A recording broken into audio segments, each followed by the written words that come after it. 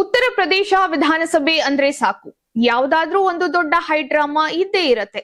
ಹೌದು, ರಾಮ ಮಂದಿರ ದೇಣಿಗೆ ಕಳುವಾಗಿದೆ ಅನ್ನೋ ಗಂಭೀರ ಆರೋಪದ ಮೇಲೆ ಎಸ್ಪಿ ಸದಸ್ಯರು ಸಖತ್ ಪ್ರತಿಭಟನೆಯನ್ನ ನಡೆಸಿದ್ದಾರೆ. ಈ ಗದ್ದಲದ ನಡುವೆಯೇ ಯುಪಿ ಸರ್ಕಾರ ಬರೋಬ್ಬರಿ 11 ಮಸೂದೆಗಳನ್ನ ಪಾಸ್ ಮಾಡಿದೆ.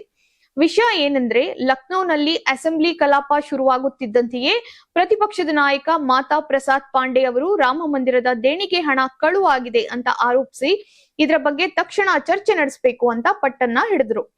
ಆದ್ರೆ ಸಭಾಧ್ಯಕ್ಷ ಸತೀಶ್ ಮಹಾನಾ ಅವರು ಚರ್ಚೆಗೆ ಬ್ರೇಕ್ ಹಾಕಿದ ತಕ್ಷಣ ಸಮಾಜವಾದಿ ಪಕ್ಷದ ಎಂಎಲ್ಎಗಳು ಸ್ಪೀಕರ್ ಪೀಠದ ಎದುರು ಬಂದು ಬಿಜೆಪಿ ಸರ್ಕಾರದ ವಿರುದ್ಧ ರೊಚ್ಚಿಗೆದ್ದು ಘೋಷಣೆಗಳನ್ನ ಕೂಗಲು ಶುರು ಮಾಡಿದ್ರು. ಈ ವೇಳೆ ಸ್ಪೀಕರ್, ನೀವೇನಾದ್ರೂ ರಾಮ ಮಂದಿರಕ್ಕೆ ದೇಣಿಗೆ ಕೊಟ್ಟಿದ್ರೆ ಅದರ ರಸೀದಿ ತೋರಿಸಿ ಅಂತ ಸವಾಲ್ ಹಾಕಿದ ಘಟನೆ ಈಗ ಬೆಳಕಿಗೆ ಬಂದಿದೆ.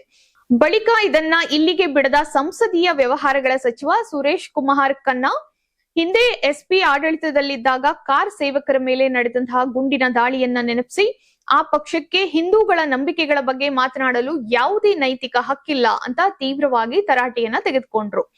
ಸದನದಲ್ಲಿ ಗದ್ದಲ ಕೈ ಮೀರುತ್ತಿದ್ದಂತೆ ಎಚ್ಚೆತ್ತಂತಹ ಸಭಾಧ್ಯಕ್ಷರು ಪ್ರಶ್ನೋತ್ತರ ಅವಧಿಯನ್ನ ರದ್ದು ಮಾಡಿ ಸದನವನ್ನ ಮಧ್ಯಾಹ್ನ 12:20ಕ್ಕೆ ಮುಂದೂಡಿದರು.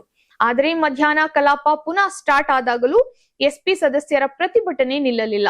ಆದ್ರೂ ಎಷ್ಟೇ ಗದ್ದಲವಿದ್ದರೂ ಬಿಜೆಪಿ ಸರ್ಕಾರ ಧ್ವನಿ ಮತದ ಮೂಲಕ ಒಟ್ಟು 11 ಪ್ರಮುಖ ಮಸೂದೆಗಳಿಗೆ ಒಪ್ಪಿಗೆಯನ್ನ ಪಡೆದುಕೊಂಡೇ ಬಿಟ್ಟಿತು. ಇದರಲ್ಲಿ ಯುಪಿ ಸಾರ್ವಜನಿಕ ಸೇವೆಗಳ ನ್ಯಾಯ ಮಂಡಳಿ ತಿದ್ದುಪಡಿ ಮಸೂದೆ ಪ್ರಮುಖವಾಗಿದ್ದು, ಇದರಡಿ ಅಧ್ಯಕ್ಷರ ವಯೋಮಿತಿಯನ್ನ 67ಕ್ಕೆ ಹೆಚ್ಚಿಸಲಾಗಿದೆ.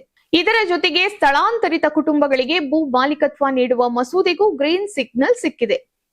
ವಿರೋಧ ಪಕ್ಷಗಳ ವಿರೋಧದ ನಡುವೆಯೂ ಯುಪಿ ಸರ್ಕಾರ ತನ್ನ ಹಠ ಸಾಧಿಸಿದ ಬೆಳವಣಿಗೆ ಸದ್ಯ ಎಲ್ಲೆಡೆ ಚರ್ಚೆ ಆಗ್ತಾ ಇದೆ.